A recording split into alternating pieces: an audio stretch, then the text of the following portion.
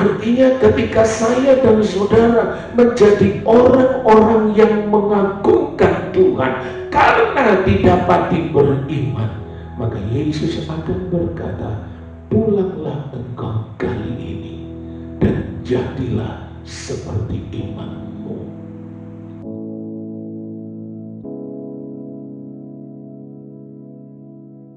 Puji Tuhan, Bapak Ibu sekalian yang dikasihi oleh Tuhan, kita bersama lagi di dalam firman Tuhan pada kali ini dengan judul berkenan kepada Allah.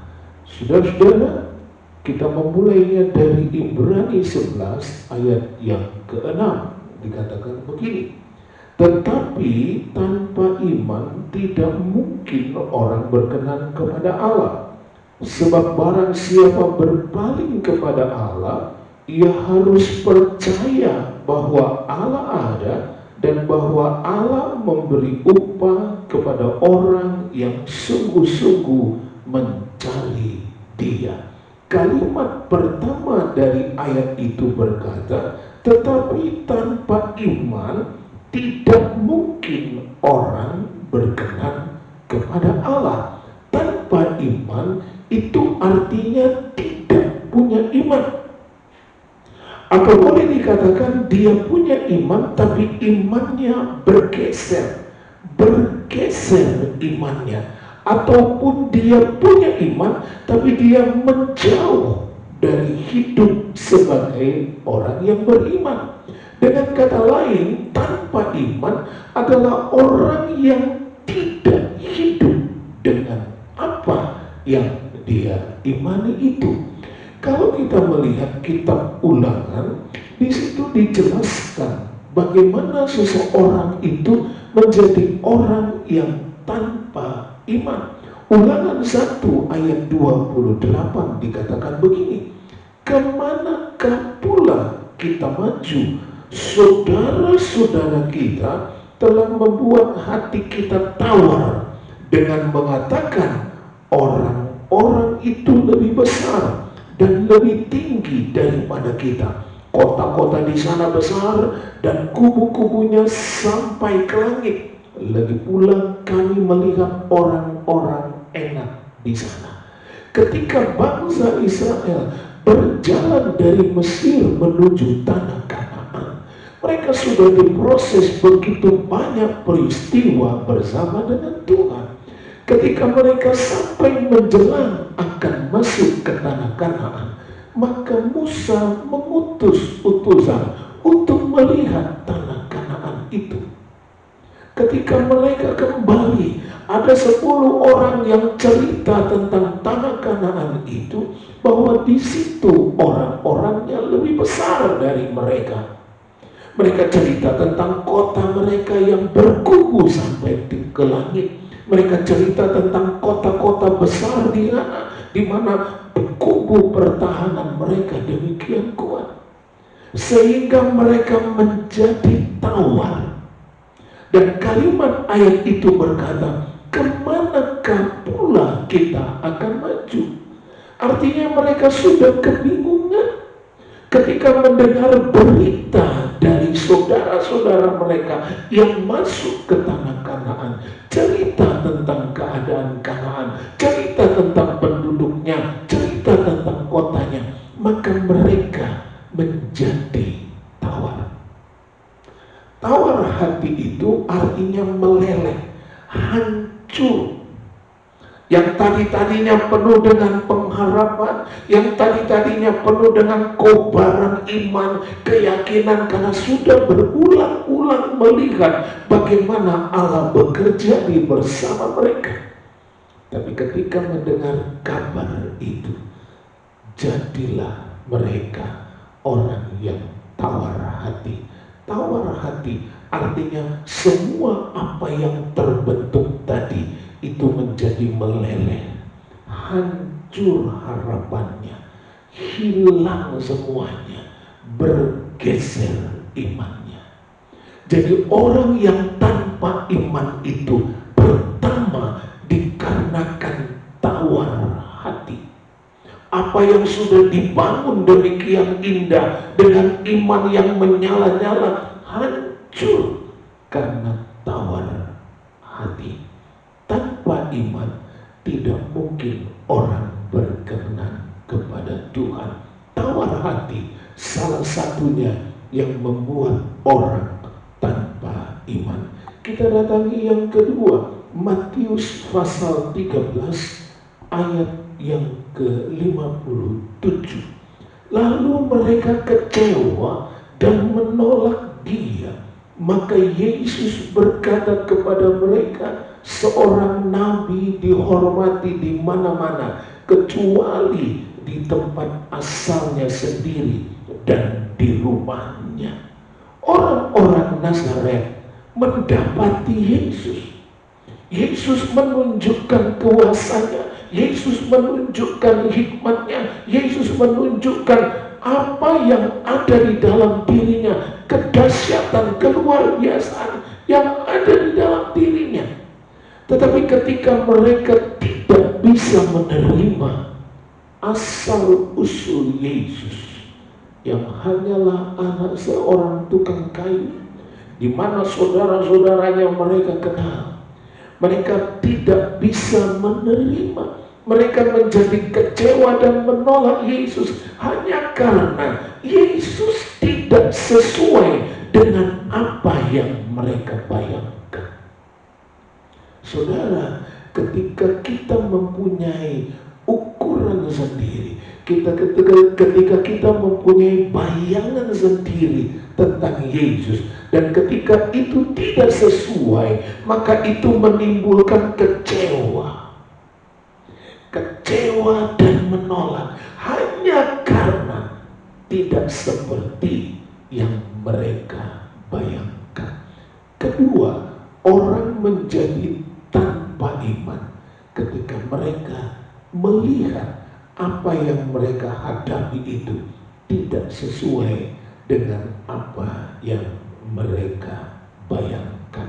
Ketika kita melihat 1 Samuel 15, 1 Samuel pasal 15 ayat 10 dan 11. Lalu datanglah firman Tuhan kepada Samuel demikian, aku menyesal karena aku telah menjadikan Saul raja, sebab ia telah berbalik daripada aku dan tidak melaksanakan firman-Ku. Maka sakit hatilah Samuel dan ia berseru-seru kepada Tuhan semalam-malaman. Saul berbalik. Dia tidak lagi melakukan firman Tuhan. Padahal Saul ini dipilih oleh Tuhan, dijadikan Tuhan raja di tengah-tengah bangsa Israel. Awalnya dia adalah seorang yang punya iman sehingga dia dipilih. Tetapi begitu berjalan menjadi raja, begitu dia mendapat kedudukan raja, lalu mendapat tugas dari Tuhan untuk membinasakan seluruh orang-orang Amalek, dia mulai tidak melakukan firman Tuhan. Ayat 9 menulis begini, tetapi Saul dan rakyat itu menyelamatkan Agag dan kambing domba dan lembu-lembu yang terbaik dan tambun, pula anak domba dan segala yang berharga. Tidak mau mereka menumpas semuanya ini, tetapi segala hewan yang tidak berharga dan yang buruk, itulah yang ditumpas mereka. Nah, saudara sekalian, yang ketiga, orang menjadi tidak punya iman karena melihat hal-hal yang berharga dan mereka mulai melihat kepentingan diri sendiri. Mereka menyisihkan lembu yang baik, lembu yang tambun, anak domba yang baik dipisahkan, tetapi yang buruk, yang jelek dibinasakan, dimusnahkan semua. Padahal Tuhan menginginkan Saul dan seluruh pasukannya membinasakan semuanya tanpa memilih-milih. Tetapi karena kepentingan diri sendiri, mereka memilih menyelamatkan yang berharga. Saudara, ketika kita hanya melihat kepentingan diri kita sendiri, maka bisa terjadi kita menggeser iman. Kita menjadi orang-orang yang hidup tanpa iman, hanya karena melihat peluang untuk dapatkan sesuatu yang bagi dirinya sendiri. Dia rela menggeser iman. Tanpa iman, pertama karena tawar hati, yang kedua karena tidak sesuai dengan apa yang dibayangkan, dan yang ketiga karena kepentingan diri sendiri. Mereka lebih rela menggeser imannya karena hal-hal tersebut. Sekarang kita maju, kalimat dari ayat itu berkata, tanpa iman tidak mungkin orang berkenan kepada Allah. Tidak berkenan itu artinya tidak dapat menyenangkan Allah. Orang yang tanpa iman itu berarti dia tidak punya sesuatu yang dapat dipakai untuk menyenangkan Tuhan. Orang yang tanpa iman artinya tidak ada sesuatu yang bisa dibuat untuk membuat Tuhan bangga, membuat Tuhan dimuliakan. Tanpa iman orang tidak punya sesuatu yang bisa disodorkan untuk menyenangkan Allah. Yeremia 13 ayat yang ke-11 berkata begini, sebab seperti ikat pinggang melekat pada pinggang seseorang, demikianlah tadinya segenap kaum Israel dan segenap kaum Yehuda kulekatkan kepadaku. Demikianlah firman Tuhan, supaya mereka itu menjadi umat, menjadi ternama, terpuji dan terhormat bagiku. Tetapi mereka itu tidak mau mendengar. Melalui Nabi Yeremia, Tuhan menjelaskan apa sebenarnya yang ada di dalam hatinya. Tuhan meminta Yeremia, belilah ikat pinggang, lalu pakailah di pinggangmu. Kemudian setelah beberapa waktu, tanggalkan ikat pinggang itu, taruh di tepi sungai. Lalu beberapa waktu lagi Tuhan bilang, ambil ikat pinggang itu. Tetapi ikat pinggang itu sudah menjadi lapuk dan tidak bisa dipakai. Lalu Tuhan menjelaskan seperti ayat yang 11 ini yang kita baca tadi. Tuhan sebenarnya ingin Israel dan Yehuda itu dikenakan Tuhan seperti ikat pinggang. Dan Tuhan ingin bangga dengan ikat pinggangnya itu. Tuhan ingin ada satu kebanggaan yang timbul, yang bisa ditampilkan Tuhan karena adanya ikat pinggang. Jadi saudara, kalau saudara melihat diri saudara, sadarlah bahwa sebenarnya Tuhan ingin bisa terlihat, bisa dilihat, membanggakan ikat pinggangnya. Tapi ikat pinggang itu menjadi lapuk. Orang yang tanpa iman, dia tidak bisa menjadi kebanggaan Tuhan ditaruh di pinggang. Tidak ada yang bisa membanggakan Tuhan kalau orang hidup tanpa iman. Tuhan tidak bisa bersenang-senang, Tuhan tidak bisa disenangkan, Tuhan tidak bisa dibuat bangga oleh orang yang hidup tanpa iman. Itu sebabnya kita perlu membangun iman kita. Tanpa iman artinya tanpa percaya dan komitmen kepada Tuhan, maka tidak ada yang dapat dibanggakan Tuhan dari hidup saudara dan saya.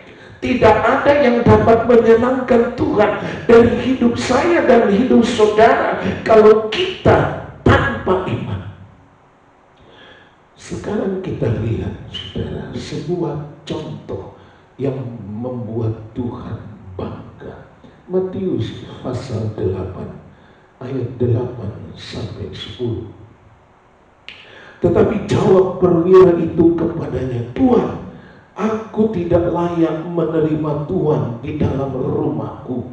Katakan saja sepatah kata, maka hambaku itu akan sembuh. Sebab aku sendiri seorang bawahan, dan di bawahku ada pula prajurit. Jika aku berkata kepada salah seorang prajurit itu pergi, maka ia pergi. Dan kepada seorang lagi datang, maka ia datang. Ataupun kepada hambaku, kerjakanlah ini, maka ia mengerjakannya. Ayat 10.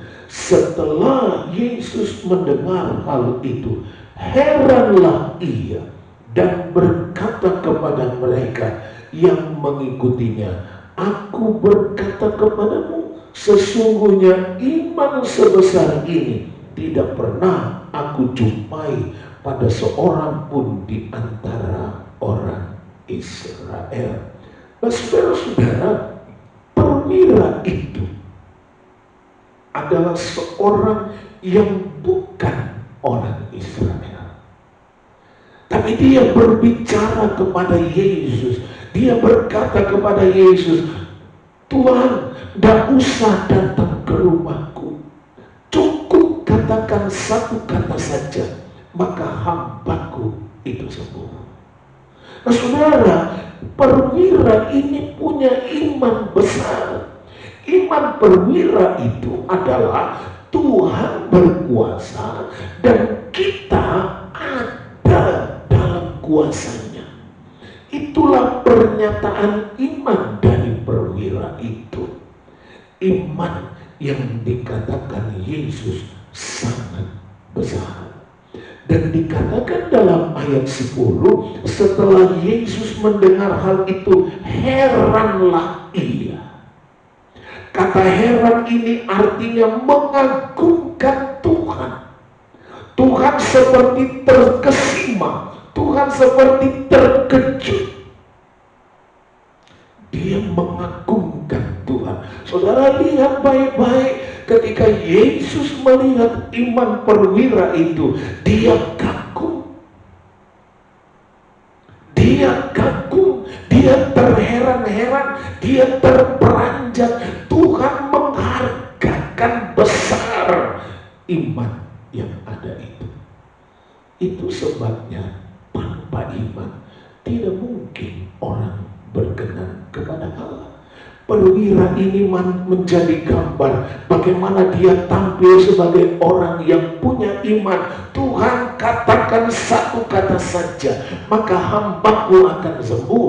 Penggambaran iman perwira itu menunjukkan bahwa Tuhan itu berkuasa dan kita ini ada di dalam kuasanya, dan itu mengagumkan Tuhan.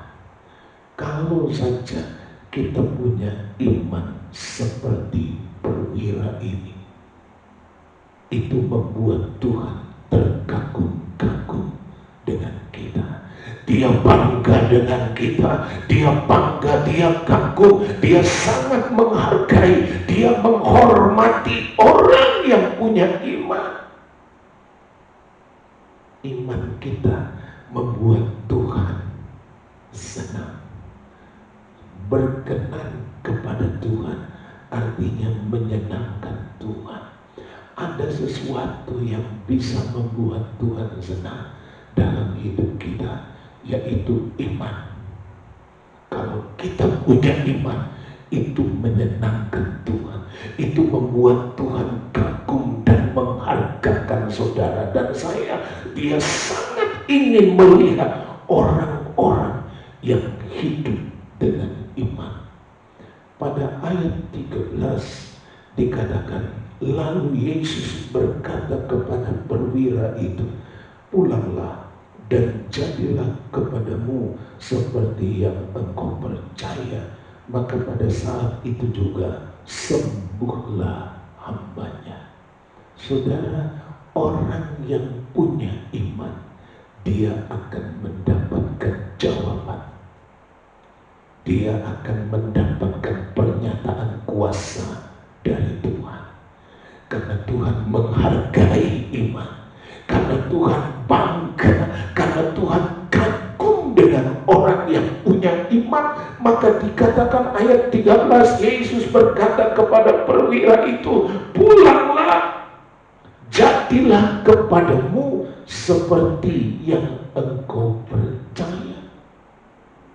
Artinya ketika saya dan saudara menjadi orang-orang yang mengagungkan Tuhan karena didapati beriman, maka Yesus akan berkata, pulanglah engkau kali ini dan jadilah seperti imanmu. Membangun iman itu membuat kita punya kesempatan untuk menjadi tempat bagi Tuhan menyatakan kuasanya. Mari mulai hidup dengan iman. Jangan terlalu banyak mendengarkan kabar di sana sini. Itu akan engkau membuat engkau tawar hati. Jangan punya bayangan-bayangan yang tidak menentu. Percaya saja kepada firman Tuhan. Dan jangan terlalu memikirkan diri sendiri, supaya imanmu tidak bergeser, supaya engkau tetap hidup di dalam iman sampai selama-lamanya. Tuhan bangga dengan engkau kalau engkau punya iman. Mari kita datang kepada Tuhan. Terima kasih Tuhan. Haleluya.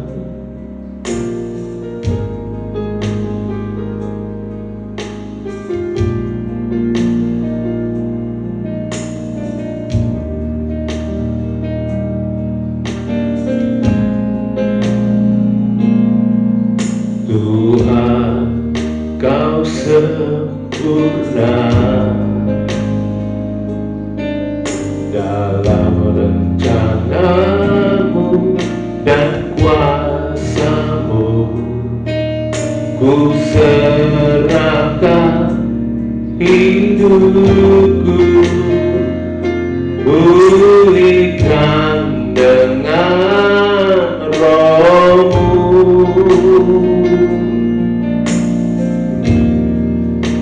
Tuhan, kau sempurna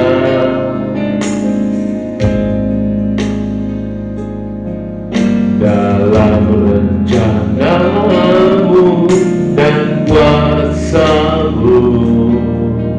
Ku serahkan hidupku, pulihkan dengan rohmu. Hidupku menggenapi firman-Mu, tanda mujizat sertai tiap langkahku. Kau bersamaku di dalamku, jadi bukti kebesaran-Mu. Hidupku menggenapi firman-Mu. Amin Tuhan. Tanda mujizat sertai tiap langkahku. Kau bersamaku di dalamku, jadi bukti kebesaran-Mu. Sebelum kita berdoa bersama, mari angkat imanmu. Jadilah orang-orang yang membanggakan Tuhan. Jadilah orang-orang yang dikagumi Tuhan karena ada iman.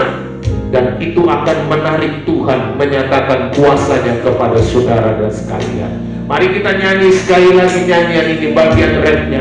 Saudara yang mau berdoa sungguh-sungguh dengan Tuhan, angkat tangan kananmu, taruh tangan kirimu di dada, dan kita doa sama-sama bagi pernyataan kuasa Tuhan. hidupku menggenapi firman-Mu. Tanda mukjizat sertai tiap langkahku. Kau bersamaku di dalamku, jadi bukti kebesaran-Mu, jadi bukti kebesaran-Mu, jadi bukti Tuhan, jadi bukti kebesaran-Mu. Tuhan Yesus, Hamba berdoa bagi semua kami yang membutuhkan campur tangan Tuhan.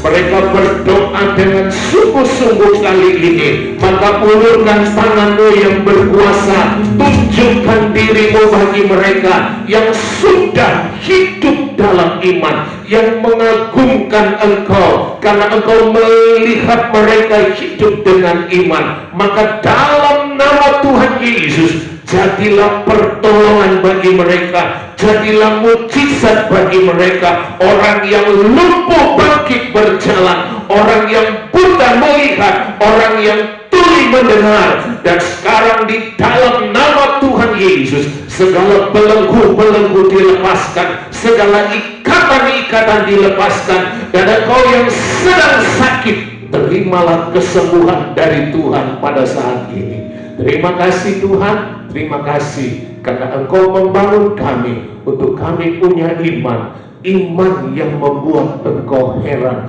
iman yang membuat Engkau terkagum-kagum. Dan itulah yang menarik Engkau untuk menyatakan kuasa-Mu bagi kami hari-hari ini. Terima kasih Tuhan, di dalam nama Tuhan Yesus Kristus, Tuhan memberkati kami semua yang sudah dengar firman Tuhan.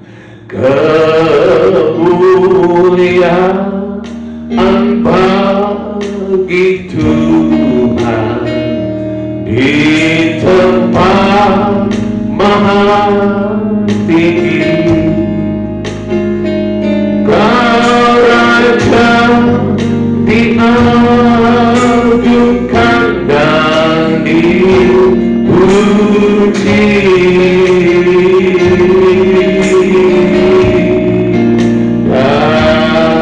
Datanglah kerajaanmu, jadilah kehendakmu.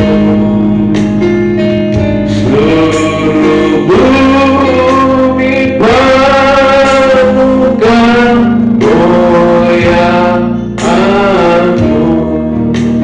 Kami berdoa untuk bangsa dan negara kami yang sedang dilanda COVID-19.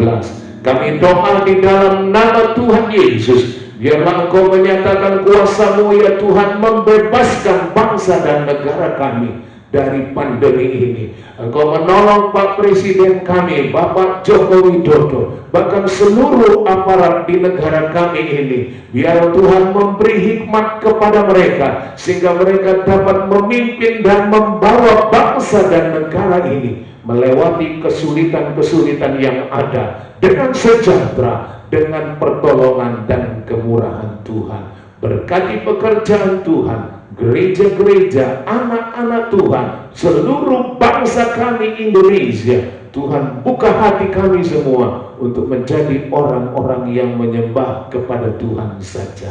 Terima kasih Tuhan, segala kemuliaan bagi Allah di dalam surga. Mengampuni kami, dan kami percaya Engkau ada memperhatikan kami kali ini. Ampunkan kami, dan dalam nama Tuhan Yesus kami sudah berdoa. Berkat anugerah damai sejahtera dari Allah Bapa, kasih sayang dari Tuhan Yesus, serta persekutuan dari Allah Roh Kudus adalah tinggal bagi kita semua hari ini sampai Maranatha, saat kita bertemu dengan Tuhan Yesus Kristus kekasih jiwa itu. Dengan ucapan syukur dalam nama Tuhan Yesus kami sudah berdoa. Haleluya, haleluya.